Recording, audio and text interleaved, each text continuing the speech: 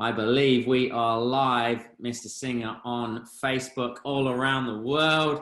Good evening, Facebook world, and welcome to my home and Harry's home. I'm over in Australia. Harry's back in the UK. My name is Ryan Tuckwood. I'm CEO, co-founder here at ISR Training. And tonight, I'm super excited, guys, to bring to you somebody that has a monumental or has had a monumental impact on my life more than many people that I've come across.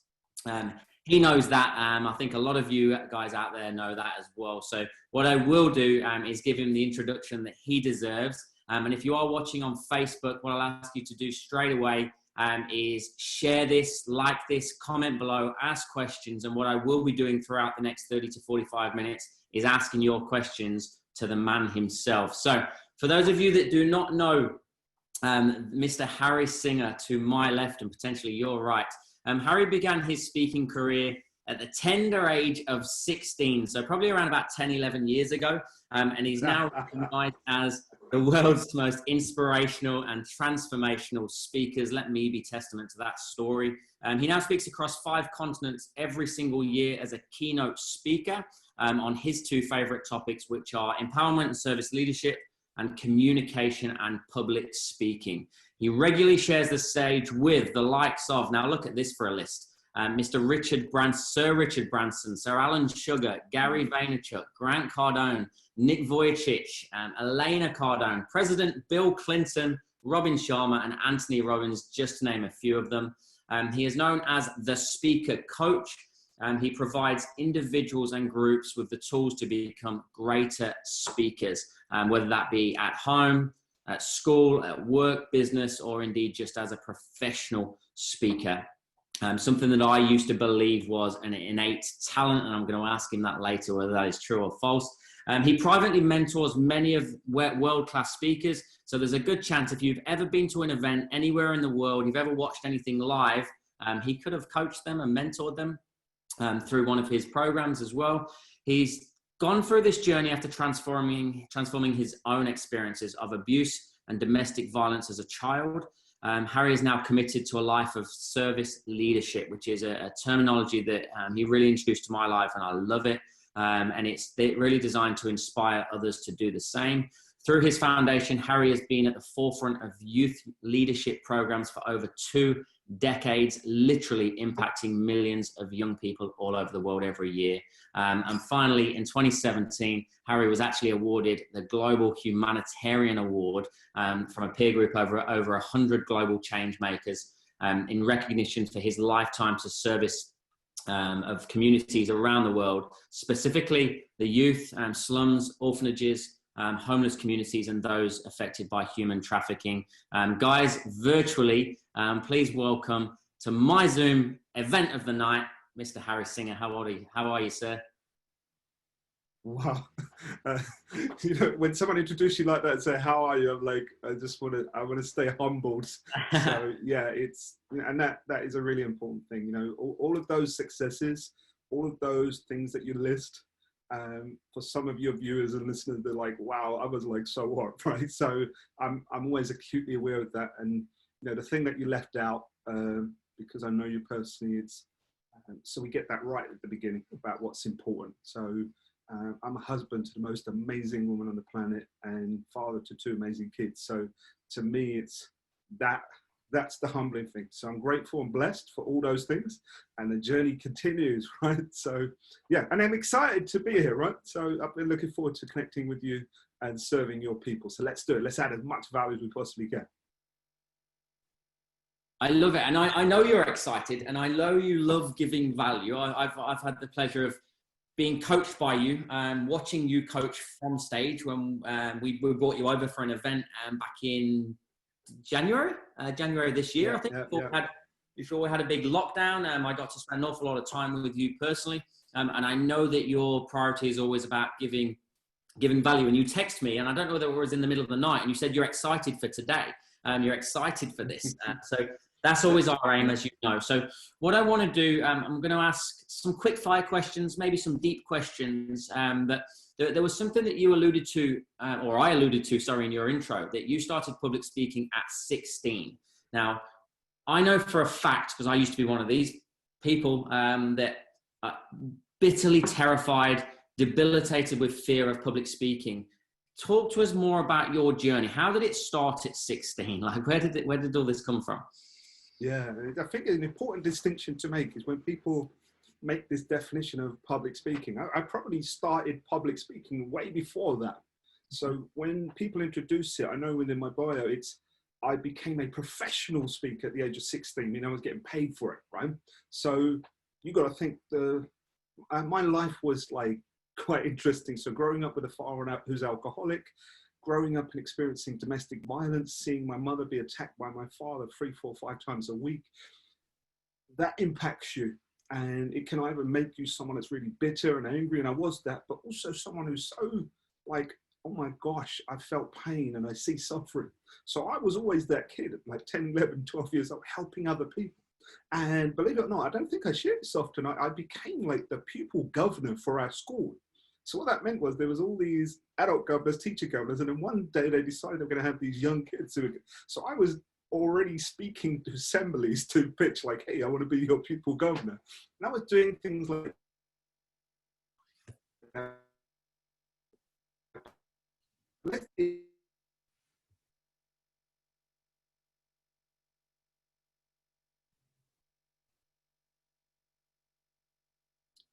You may have frozen up there, mate. If you've frozen up and everybody else can still hear me.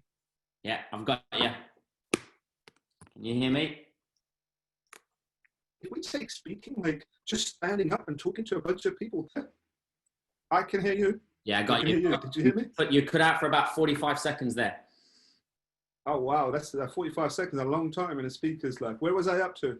Yeah. You said you literally went all blurry as you said, people governor. Oh, right. So what I meant is I became someone who was representing other young people. But what I was getting to, the key point is many of us as children have been asked to stand up in front of a class and share what they did, right? Yeah. So that is public speaking. So whether they loved it or didn't like it, we have all done some form of public speaking. So that bit about being 16, I became a professional public speaker. And even back then, I didn't realize and identify it as that. But that's when I started to get paid to deliver workshops, because I left home at the age of 15. And at the age of 15, I was thinking, right, I'm just going to keep busy. And I was setting up counseling services, doing, harm minimization, drugs workshops, and teaching kids about child protection. And suddenly it's like, who is this kid? And I used to just go there, social services, youth service, used to pay me to go and do this work. And then I created my own organizations from the age of 17, 18. And so that's really how it started, for a lot of pain and a desire to help people. But the clear distinction, I was helping people because I needed to. It made me feel like something because of all like what was going on at home. So eventually, after about 5 or 6 years of doing it, I got to a place where I took care of myself. And then it was a case of helping people. And I was like, hey, I'm good at this stuff, right? And then I started helping people because I wanted to rather than I had to. So that was the beginning of the journey, especially as speaking. But back then, I didn't go around and say, I'm a speaker. I was running workshops. I was doing training, but I didn't identify. That's like 30 years ago. And that I couldn't relate to anybody who was a speaker. Right? So we didn't call ourselves that back then. Yeah, okay.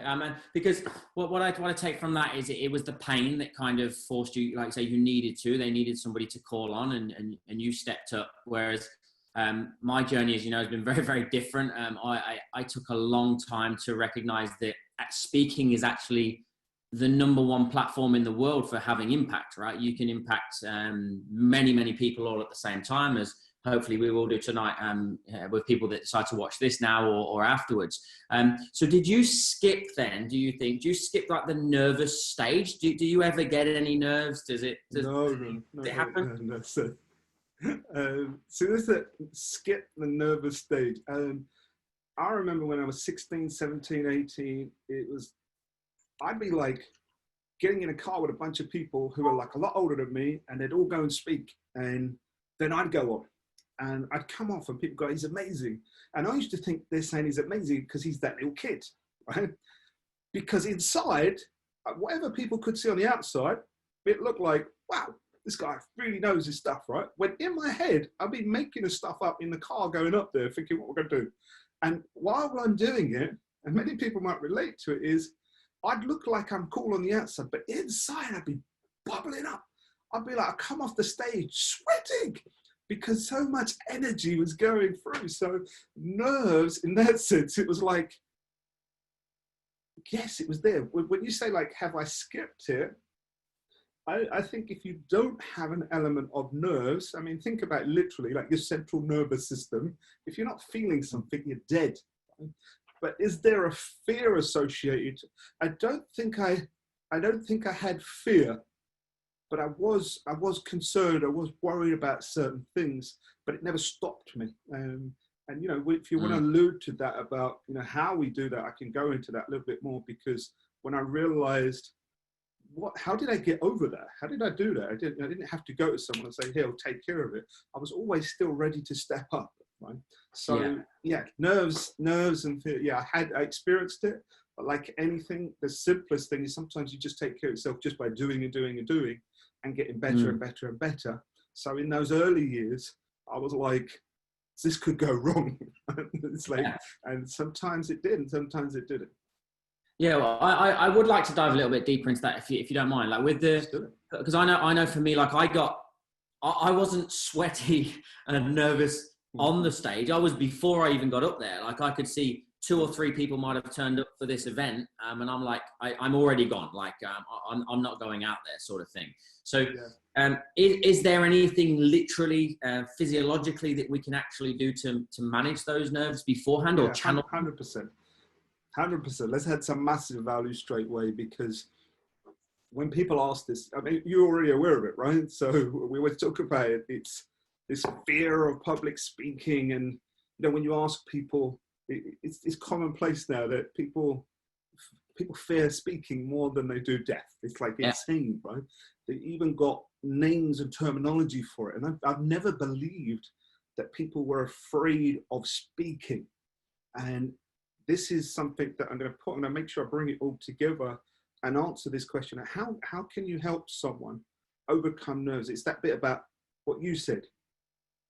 Most of the time when people are on the stage, they'll get into the flow, right? Because it's stuff that they practiced but it's that getting up on the stage. And one of the best ways to explain that is, one thing that I get asked all the time is like, Harry, one of the first things you ask anybody is, what's your why? What's your why? What's your why? And they go, why do you ask them the why? And I go, because if you can answer that question and you can get them to a place and understand their why, then all the other superficial stuff about state management, managing your emotional state, doing it, are not necessary.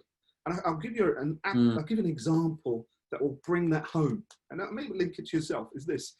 When you think about why, you think about motivation, you think about a reason to do something, right? Now, let's just imagine you had a negative association to hospitals.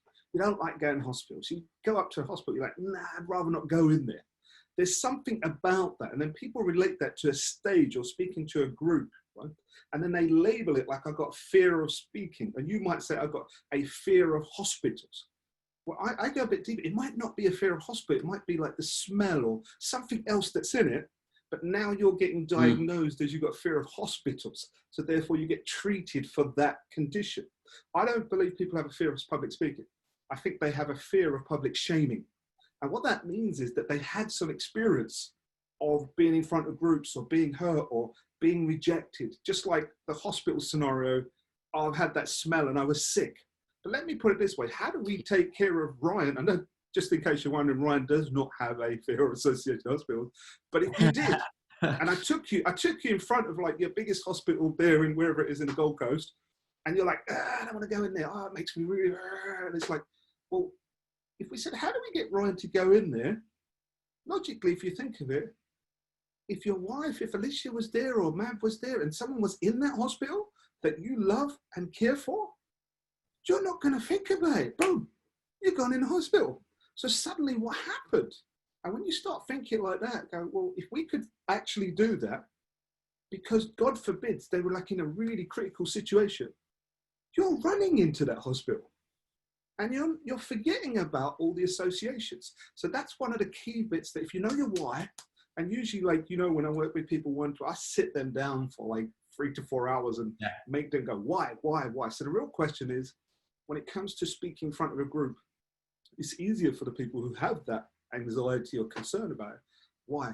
Why would you put yourself out there? They're like, oh, you have to come up with such a big enough why that those other things just melt away. And what happens is, like you said, it's the moment you can get on the stage, after that, it's just a case of like, okay, I'm getting better and better and better and better. So first of all, I always say, you've got to get to someone's why.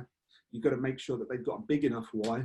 So then they don't have to worry about all those other things, because it was just getting on the stage that was the biggest challenge in the first place. And you're, like you say, you're the testament to that. It's like, you can't get you off the stage now, right? It's like, what happened? So because it's that focus that we're putting on things, right? Yeah, 100%. And I also remember you saying to me, and I've shared this a lot in some of the training that I do, that I remember when I asked you what success was, and you said to me, Ryan, success is giving something a go in the first place, just getting started. So now in my head, the second I put my first foot on that stage, or the first step, I've already succeeded. I cannot fail right now.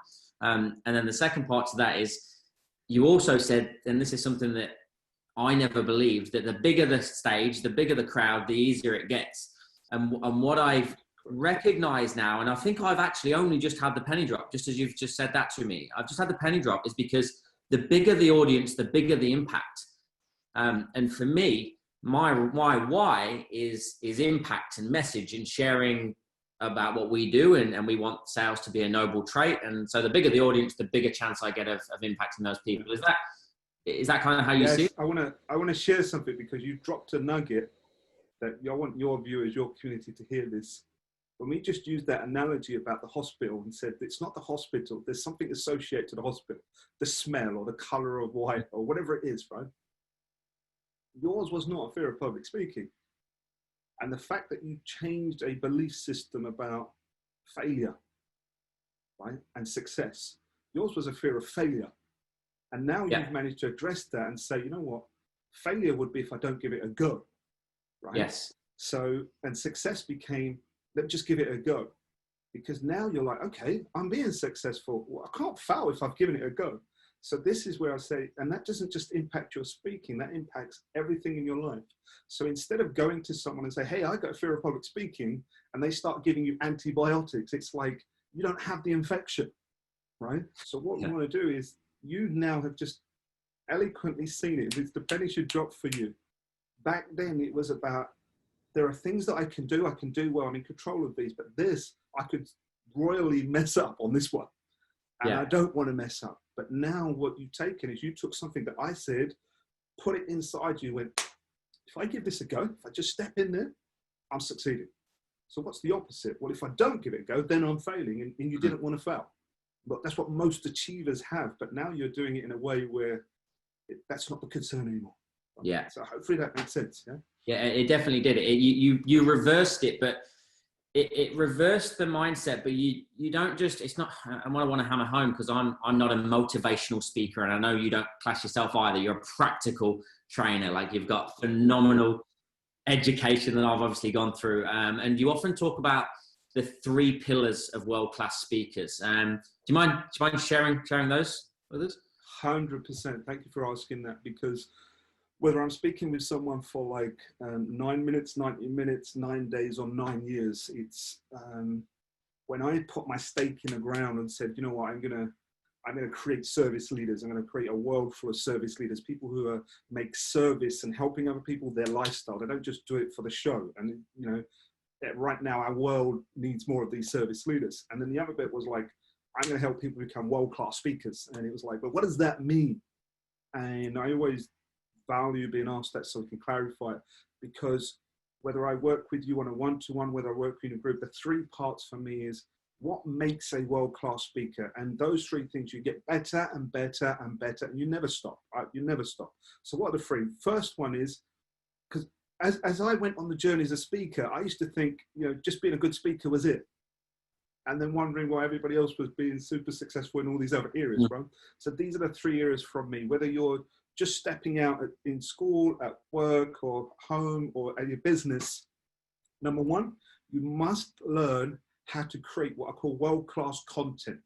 But this is content that allows you to be able to deliver without needing a script, to create content that is memorable for you, but also for the audience and valuable for them.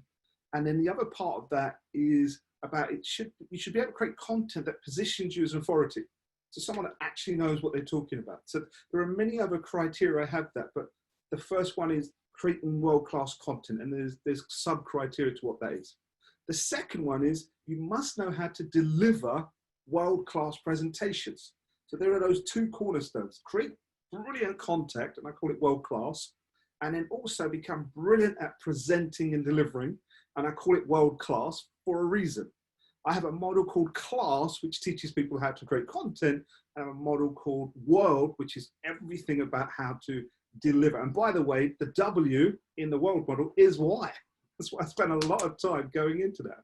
So what is the third part? You're creating content, you're delivering as a presenter and a facilitator, and what's the third part? Monetize your messages. Because what I found was when I was doing stuff, I was doing a lot of service work, not-for-profit work, and I still go and help people in that area, and I could see some of the most amazing people on the planet making a difference, but they were struggling financially, and they couldn't do it. And I thought, hey, you know what? If I could show you how to be a speaker, create more impact. That's what they wanted. Harry, allow me to make more impact. I was like, yeah, why don't you take care of it? It's not about the money. And I'd be like, guys, there are systems that people are using to be able to speak well, and monetize it that you could still do. And you could use it for good and not for profit distribution or anything like that. And that's when I realized what makes a world-class speaker. Why? Because that third one, the processes and the systems are the same as having someone run to the back of the room to spend thousands of dollars on something, to having, say, 500 young people stand up and run towards their vision or hope or whatever it is you want to be sharing with people. So that last one is more about that, about the power of influence. Right? But monetizing is important in our world, because you've got to just realize it's sitting there. It's sitting there. You can put it to good. Yeah, amazing. And like what you said, the speaking industry is $1 trillion industry. All the people that you reeled off as speakers, just think about it, right? People who are doing really well in property, they speak like you guys. You're one of the top salespeople's company on the planet, right? You have the whole authenticity, integrity. It's like, and now you're speaking in larger groups. Ryan Tuckwood is on an audiences of thousands of people. But not only are you creating more impact, that will help your business and you'll compound it because you're speaking to me. So it's why not? I always say, why not? I'd rather then have it and not use it than need it later. So those are the three things. If you want me to expand on any of them, let's do it. If you want me to give tips on it, I'm more than happy. Yeah, I was gonna. I know. People pay you hundreds of thousands of dollars for training. But I would like to dig down. And can you give us a couple of tips on each of those? And Alison on Facebook has asked a question as well. So you might be able to give a quick answer to that. Is Alison the person I'm invoicing for the hundreds of thousands of dollars? Potentially, yeah. Alison will send it through.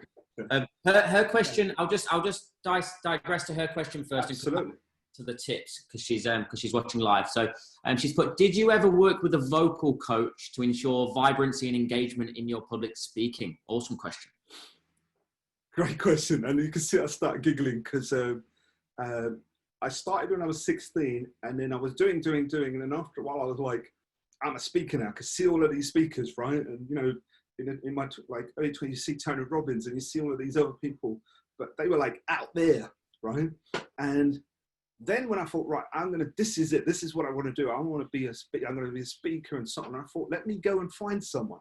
Like 25 odd years ago, it was like, there was no one there who was a speaker coach. So I'd go to people and go, I need help with speaking. And then a decade later, you started to have these people who were speaking, and they were called voice coaches back then. That's why when I hear this thing about voice, and I went to some lady, I won't mention her name, and what she said to me was, here's what you need to do. And I was like, I'm ready. Right, whatever it's going to take, I'll do it. And she said, I need you to read these books. And I think it was like Far from the Madding Crowd or Jane Eyre. I'm from East London, right?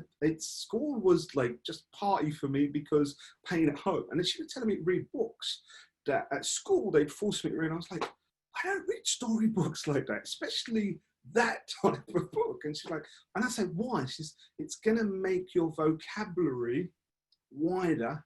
And on top of that, once you've done that, you're going to need elocution lessons. And I was like, I was ready to read these books. When she said, you need elocution lessons, I was like, you mean like I've got to learn how to speak proper and I've got to be able to say water and not water? And she's like, yeah. And I said, why? She said, you will never, ever make it as a speaker.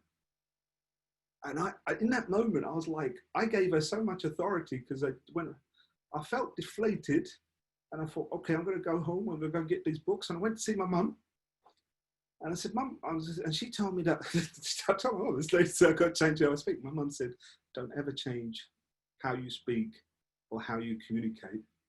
She said, this is what's got you to where you are already. And I remember thinking, who am I giving authority to, my mum or this person? And I thought, well, my mum's not the public speaker. But then I thought, hang on, there's something there, something that just rang true going, no, be you, be you, be you. And you know what? The reason why I don't mention that lady's name, a decade later, she's not even in the scene. And I've done fairly well since then. So when people ask me this question, I always want to say, many people want to go and see a voice coach because they think they've got a problem with the accent, or they think that, you know, it's not as eloquent as other people. So I'd always say, it's okay to go and see a voice coach, but remember to be able to keep your authenticity, right? So have I worked with voice coaches? Yeah, especially because some of my clients have been like top musicians and celebrities that they want to switch from singing to speaking, which is a real interesting factor. They sing, they move the world, they speak, and their pants, they are terrible, right? Because they forget to do things. So I've worked with voice coaches, and probably the best thing I've got from voice coaches is how to protect your voice. Right? And I know that it's a question that you've always asked there, Ryan. It's a voice coach is literally, for me, it's about how do you protect this thing? If I had to insure anything, you'd want to insure, like look at Tony Robbins. Tony Robbins' single factor is he's like voice, his vocal cords are like annihilated. That's like, and he has voice rest 24 hours. And we love this dude. We're worried that he's going to get to a point and not speak at all. So voice coach is one of the best things that you can get from a voice coach. And I'll give you that strategy as well. So, you know, you need to get there. Is this, it's like most people associate people who sing that go to voice coaches, right? Why? Yeah. Because when you're singing, imagine Ryan, you see how we are speaking. If this is how we speak regularly, we're exercising certain muscles and volumes at this level. Then imagine we go to a rock concert, we're like, yeah! Suddenly what's happened is we're using a different muscle.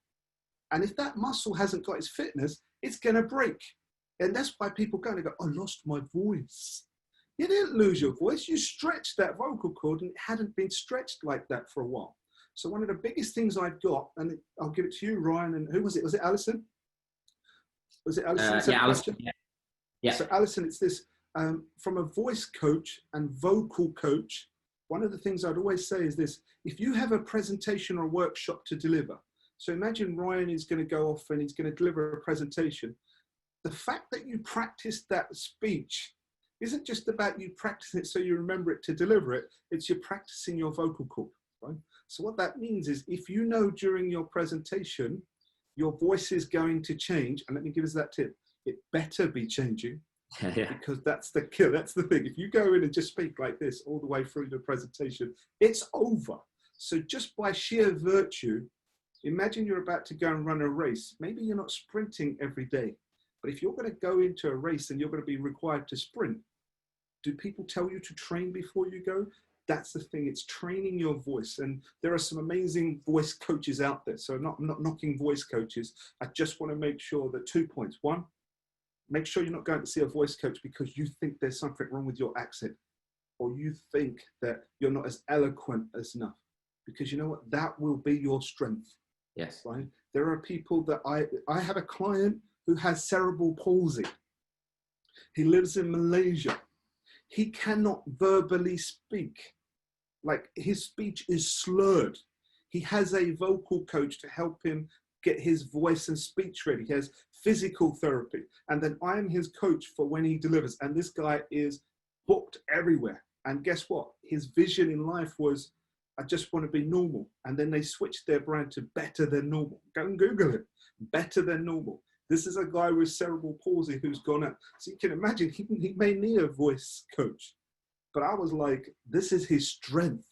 Yeah. So when you hear him slip or slur his speech, that's like someone saying to Nick Vujicic, go and get some prosthetic arms and legs. It will help you. Why?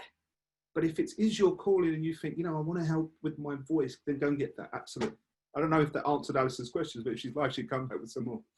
I think there'll be so many nuggets of gold in all of that and the depths of it. And two things that I really take from that, and it's something that you really hammered home to me early. Like I was trying to be somebody that I wasn't on stage. I was trying to be the speaker that I always thought a speaker was. I was trying to be this extrovert. I was trying to be outlandish and over the top and enthusiastic in it.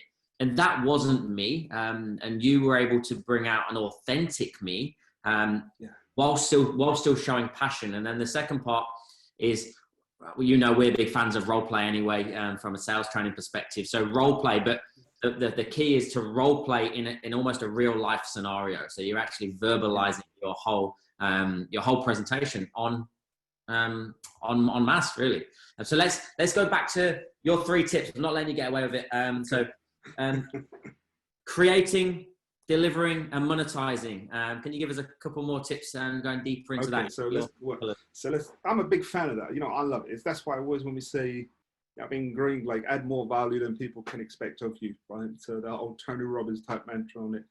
So for me, when it comes to say creating content, one most valuable thing when it comes to creating content that anybody should be thinking about is that think about how you create content already.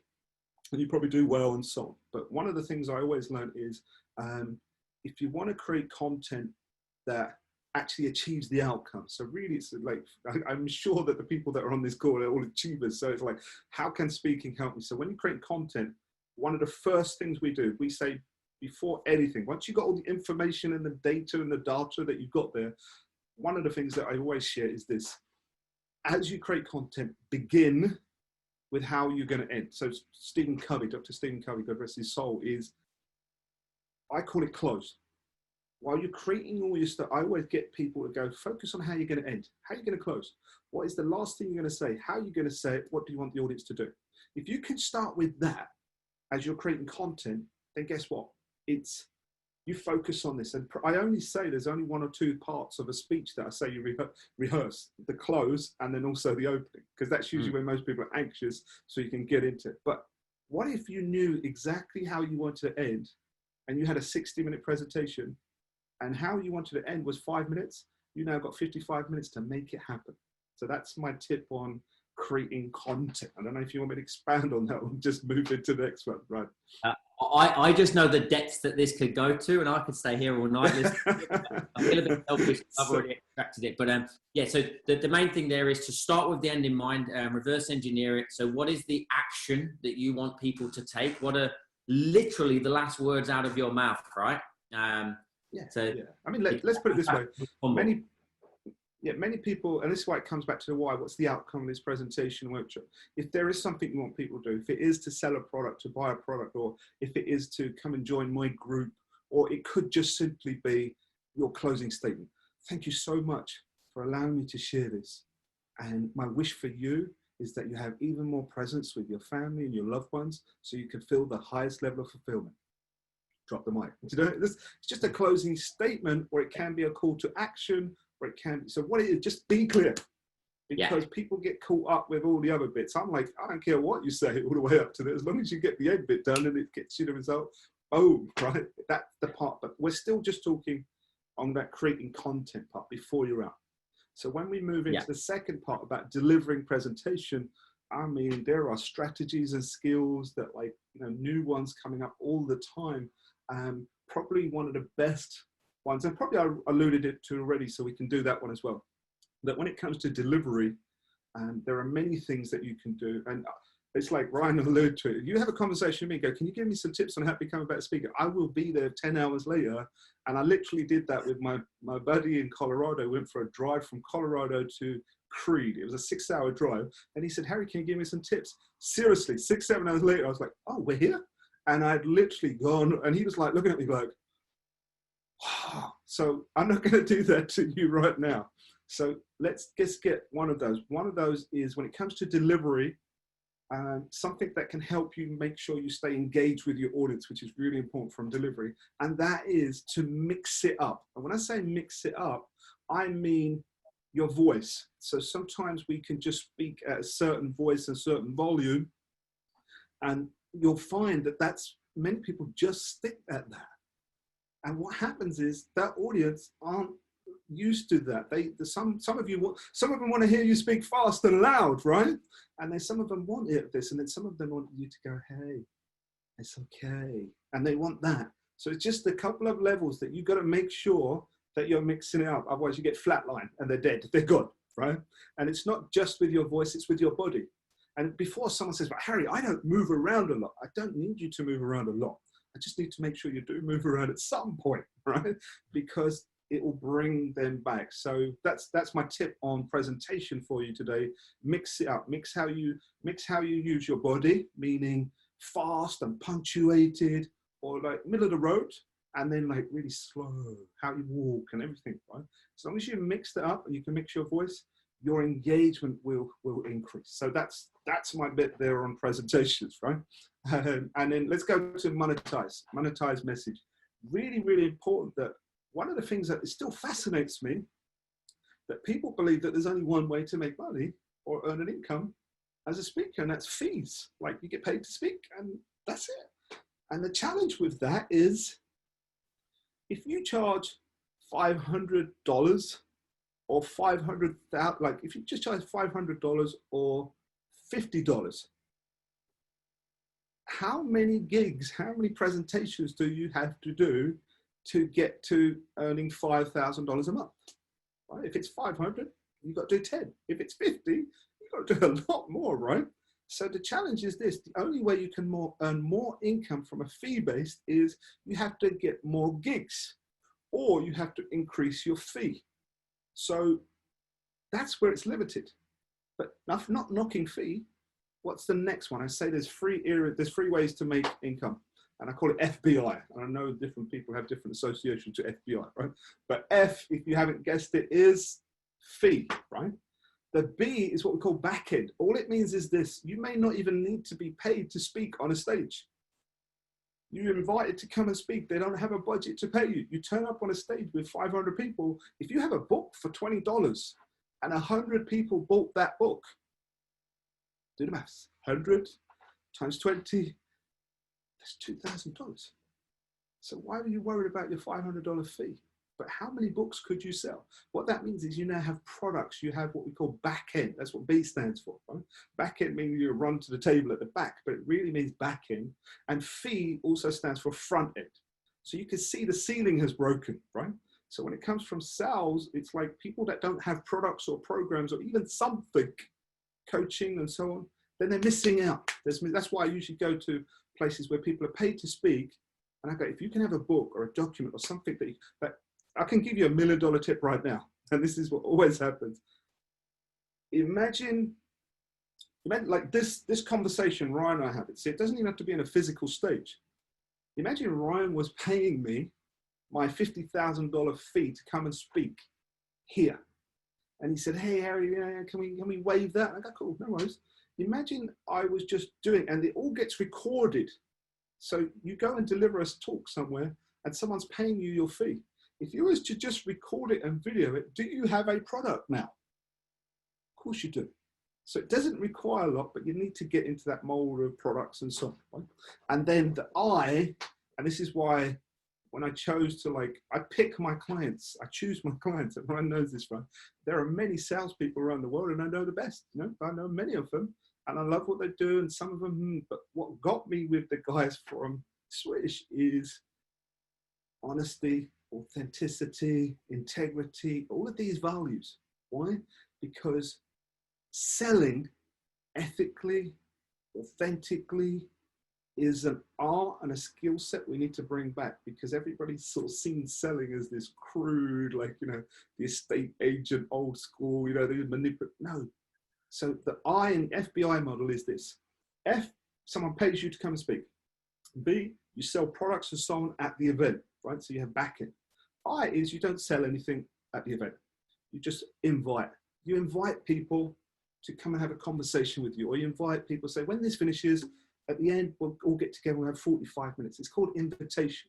And to me, that's another way of selling. So I always said there's 3 ways to earn income, and I do 4. So people go, what's the 4th one? I said, I'll do all 3 of them at the same event. I get paid to speak, I can sell at the event, and I can invite. And that's when you realize the whole world opens up. So there you go. I think I've given you something on creating content, presenting, how to deliver, and also monetize your message. Boom. You definitely have. There's lots there, and I think you made it. For me, you made me realize that it was okay to charge a fee to share your story. And I'm probably still, even less than a couple of years into it, I'm still surprised that people want to pay me thousands of dollars to hear my story about sleeping on a bathroom floor. But keep that humility. Yeah. I think it's realizing the impact, and that's what I wasn't thinking about. I was thinking about, okay, we make money by doing that. But there's a great question that's coming from Erin, and it's pertinent for you. She said, does talking with your hands detract or contribute to your speech? I don't think so. Erin, it's a great question, Brian. And I think what I'll do is I'll answer Erin's question and add value to people at the same time as well, is this. When we talked before about the tip I gave on presentation about changing your body and changing your voice, mixing it up, I called it. I just want you to understand is, and I'm going to link it to what you just said there, Ron. Speaking, if you can think of speaking as serving, the world changes. Yeah.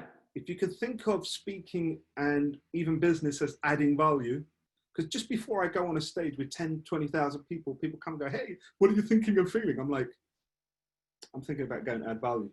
I'm not thinking about me. And I say to the person, right now, I'm more focused on them, what value I can add, and how I can serve. So that's one of the things I closed that bit that you were saying. But then here's the thing. When it comes to delivery, I always want you to remember, and everybody can complete this sentence. It's not what you say, it's how you say it. Correct. So therefore, you have to understand the art of delivery is, we know that more than half of our communication is through our body language. So hands is one part of it. Hands is one part of it, right? What you do with your eyes, you do your face, how fast you move, which direction you move, everything is giving a message. So the more you understand the art of communication, the non-verbal one, you're way ahead, right? So with Erin, the question about using hands, I want to give something really valuable for everybody.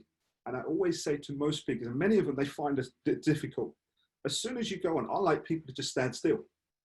I like people to go neutral position, not moving. Why? Because imagine I just stood still like this for a little while. And as soon as I did that, something happened. And that means that gesture with my hand had more value. And so that's one of the things, is anything you're doing with your body. Ryan already talked about one of my core values and principles for speakers: be authentic. The other one is have purpose. What that means is, if someone was to say to you, don't move your hands, right? Or they could say, move your hands. My advice to you would be this: are you comfortable with moving your hands? If not, you don't have to. Or if you are moving your hands and someone tells you stop, is that something that's part of you that you want to keep? If so, keep it. Here's why. Authenticity with purpose means this. I was taught you can't put your hands in your pocket when you're speaking, because as a man, if you put your hands in your pocket, you're accentuating the attention to down there where your pockets are. I think you get what I'm talking about, right? So people say you can't put your hand, and I kept finding myself put my hand in my pocket. And I was like, I'm not supposed to. No. And I thought, no. This is who I am. I'm really comfortable with my hand in my pocket, but I was also aware that I needed to compensate for something. So you'll find me sometimes got my hands in my pocket, but I'm doing this with my other hand, right? So the short answer to that question is, do your hands make a difference? 100%. What difference does it make? You decide. But if you have quirks and you have things, it's okay. So if I'm someone that moves my hands a lot, I'm going to make sure that within my presentation, I will put my hands together or do something like this, which will stop my hands from moving, just to make sure that I can compensate for it. Hopefully that makes sense. So if everyone wants to come back, feel free.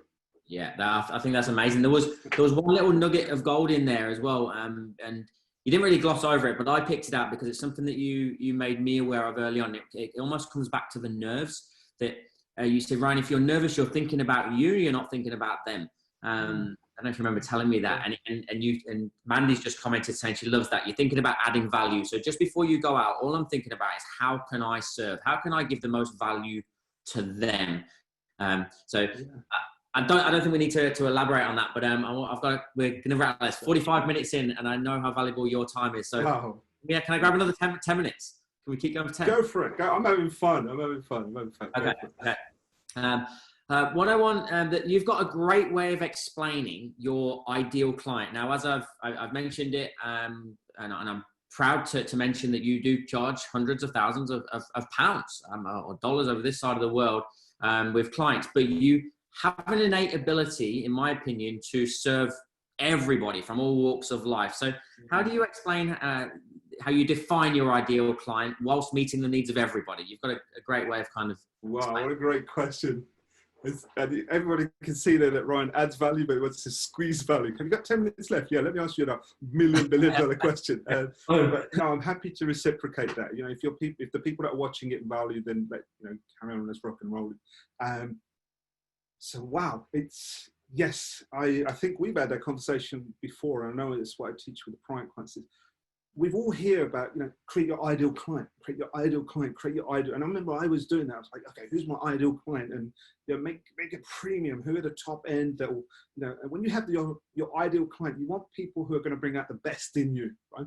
The people that will make you better. And if you're focused on serving and adding value, someone can bring out even more in you. That's what the real life and juice is about.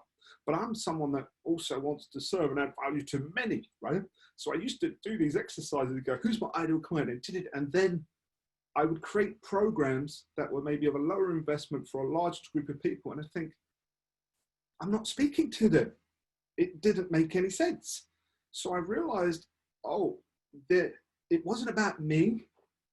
It wasn't just about them. It was about the actual product or the program I was creating. So I would create products and programs for this group of people, because people who are starting out, or people who are maybe in a place where they want to break into earning, say, $20,000, $30,000, up to the $100,000, when they're coming as speakers, they're coming in with, I want to speak, I want to create impact, but I also want to monetize this message. I want to make sure I've got income coming from it. So that's what they're motivated by. But someone who's coming in and investing, say, $200,000, $300,000, $500,000, they're not really coming in to say, I want to make money. It's part of what they do. They're coming in for fulfillment. They're coming in for things that maybe this client group are not. And it's not just about finances. So what I have is one thing that threads through all of them. My role, whenever I create a program, is what's their vision? What's their vision? We talked about it, like why. Yeah. When I asked Ryan what's his why and what he wanted to create for his organization, our conversation was different. Our conversation was Ryan as a person, what he would become, and then therefore what the organization would become, the impact it would have on sales community around the world. And it was like, this was his vision. And I'm okay with speaking with someone saying, my vision is to be able to stand up in my church and be able to speak, and people feel, oh, that was valuable. And I'm like, cool. It's not about me going, your vision's down here and Ryan. No, it's not about that. That's your vision. My way of alluding to it is, I hear people's vision. I hear people's why. And if I'm going to help them, then my goal is simple. My premium clients, they need to be, I have a vision where I say, there are one or two people. There's a guy or a lady, there's a man or a woman that I'm going to help. And I only take one or two people. And I have this vision of creating this thing with them. And they're the right people for me.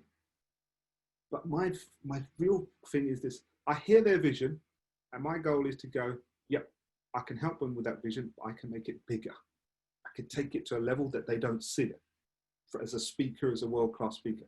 And if someone says, hey, I just want to create speaking, I want to do it, I'm like, I'm going to help them realize their vision, but I'm going to take it just a little bit bigger because the context is slightly different. So I don't know if that answers your question there, Ryan, but for me, it's one of the biggest things is have your ideal clients based on the, what the value of where your programs are for those people. Always create products and programs with your clients in mind. I even have $1 million program. $1 million program. Like, what the hell is he doing? I've worked with some of the people who are top in their industry and they want to create their own foundation. They're not for profit. That will generate millions of dollars to do their thing, but that's their legacy, right? So you just got to understand is I'm not going to offer $1 million program to someone who's like, hey, I want it just starting out and so on, because they'll just think you're too much. That's okay. Right? So realize it's not me creating a program, but I think the best way to end this is many people associate their own self-worth with their products and programs. And I turn around and always say to them, if Ryan's offering you a program for $3,000, $5,000, is he worth $3,000 to $5,000? No. If he starts to offer you a program that's $500,000, is he worth $500,000? No, he's priceless. Ask his wife, ask his son, man, ask his little baby that's due soon. Ask them what he's worth, and they'll tell you he's priceless. So are you. So are you.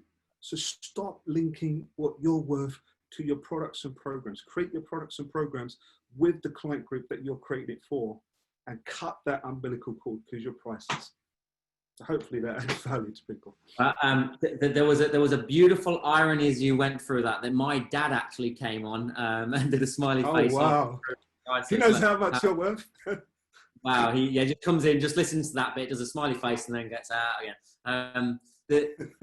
I mean, there's also a nice irony in that. I mean, as you know, I started with your training with the 21-day challenge, $97. You cheapskate. And it's a journey, right? And I remember dropping you back at Brisbane Airport in January after you spoke for us. And we were speaking about leaders and mentors and how do you find them? And you said to me, Ryan, there's 3 things we look for in leaders. And when you're looking for a mentor, and the first thing is they need to have walked the road that you want to walk. The second thing, they need to be able to transfer that knowledge to you. And there's a lot of people that can do that. And then the third thing, which you said is of paramount importance, they need to be able to transfer the knowledge to you with where you're at in your journey, not where they're at in their journey. Is that pretty much spot on? 100%. I'm proud. You know what? Sometimes we have conversation. I just drop something flippantly, like you said. What was I focused on at that point? Was that getting on that plane, right, and getting home? And then I think you asked, like you say, and I really, really appreciate the fact that you take these things and you really got it, and 100% you put that message across. And it's I'd love people to realize that more often, because I'm in a world where speaking and mentoring and consultancy, and there's so many of us there. And people are always looking for, who's the right one? It's like relationships. Is that the right one? And my other answer is, are you willing to invest in that relationship? If you've met this guy or girl and you're like, are they the right one? The question is, are you willing to give everything to that relationship? If you're not, there's a question there, right? If you are, it's going to be a great relationship. And it's the same with mentoring. But like you say, with mentoring, it is that they need to know, they need to have been there. They need to be able to communicate it to you, and they need to communicate. Because if I started telling people how to start a business, how I started business, there was no internet. There was no freaking social media. They'd be like dead if they started to do the things that I was doing back then, right? So it just makes sense. And that's why you have to understand the context of where people are. It's that little growth bit. As they get bigger, you can fill their cup even more. Really, really important. Amazing. Harry, thank you so much, sir. Is there anything else that I should have asked you that I haven't, and anything else that you would like to share with everybody? If I tell you that, we'd be here for hours and hours. But I'm a firm believer that whatever questions needed to come in, Thank you to Alison. Thank you to Erin. Even thanks to your dad for the whatever emoji you put in, right? Whatever was meant to come in is meant to come in. And, you know, like how we started, if that was valuable, then I'm more than happy done my job. But like you said, I gave it a go. So as far as I'm concerned, I turned up and there was success. But the level of value can never be it just comes back from, like, I can ask you that question, was this valuable? If you say, yeah, lovely, it warms my heart. If you say no, we'll have a conversation, maybe do something else, but we'll see. Yeah, there's some messages coming in on Facebook already saying people have taken great value. So, mate, from everybody on this side of the world, thank you sincerely for taking time out of your day in the morning time to offer up so much value and drop so many nuggets of gold. Really, really appreciate it. You know how I feel about you. For everybody else just on Facebook, whilst you're watching still, Tuesday morning, 8 a.m. Australia time. I'm going to be going to America this time. We're going to be joined by the one and only Miss Cherie Levitin, who is the founder of the Cherie Levitin Group. She has created over $1 billion of increased revenue for companies in 40 different countries as a heartfelt sales trainer. She's extremely funny too as well. So 8 a.m. Tuesday morning. I'll let everybody go on Facebook right now. Harry, thank you very much, sir. All it takes is a really big break, and I guess it is the parent I'm about to raise the stakes. Used to Medusa, I ain't